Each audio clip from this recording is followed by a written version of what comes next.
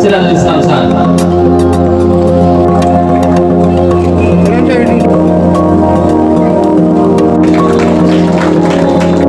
যশোরের চৌগাছায় আড়পাড়া যুব কল্যাণ সংস্থার উদ্যোগে আলোচনা সভা, দোয়া মাহফিল, এলাকার গুণীজন ও শিক্ষার্থীদের সংবর্ধনা প্রদান করা হয়েছে।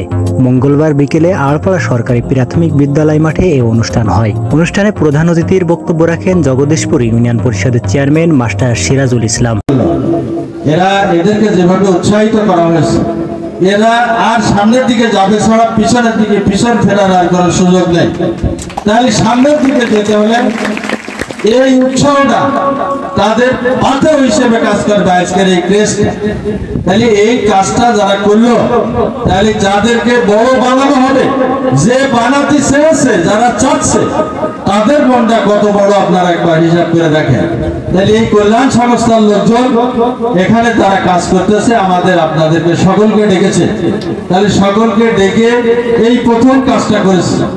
এরপরে তারা বক্তব্যের ভিতর দিয়ে বলেছে, আমি ইউনিয়ন পরিষদের চেয়ারম্যান হিসেবে দায়িত্ব পেয়েছি, আপনারা দিয়েছেন। আমি অনেকদিন ধরে পলিটিক্সের সাথে জড়িত। আমি পাকিস্তান আমল থেকে 68 থেকে আমি স্টার্ট করেছি। এর পরবর্তী সময়কাল থেকে আমার কাজ হচ্ছে মানবের সেবা করা, মানুষের কাছাকাছি থাকা, বিপদে আপদে পারি না পারি সহযোগিতা করবা, কথা দিয়ে কাজ দিয়ে যেভাবে হোক করতে চেষ্টা করি।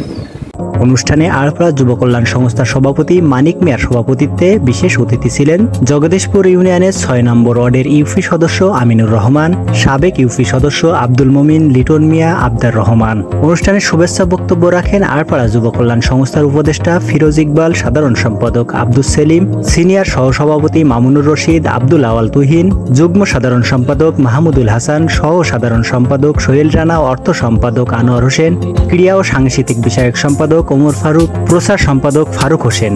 অনুষ্ঠানে দোয়া মাহফিল পরিচালনা করেন ডক্টর মাওলানা মাহবুবুর রহমান। অনুষ্ঠান সঞ্চালনা করেন আড়পাড়া যুব কল্যাণ সংস্থার শিক্ষা বিষয়ক সম্পাদক ওহিদুল ইসলাম। অনুষ্ঠানে জগদীশপুর ইউনিয়নের চেয়ারম্যান, ৬ নম্বর ওয়ার্ডের বর্তমান ইউপি সদস্য ও সাবেক ৩ জন ইউপি সদস্য, ডক্টরেট ডিগ্রি পাওয়া ডক্টর মাওলানা মাহবুবুর রহমানকে ২০২৪ সালের এইচএসসিতে জিপিএ পাস প্রাপ্ত ৪ জন ও মেডিকেল কলেজে চান্স প্রাপ্ত ১ জন শিক্ষার্থীকে সংবর্ধনা দেওয়া হয়।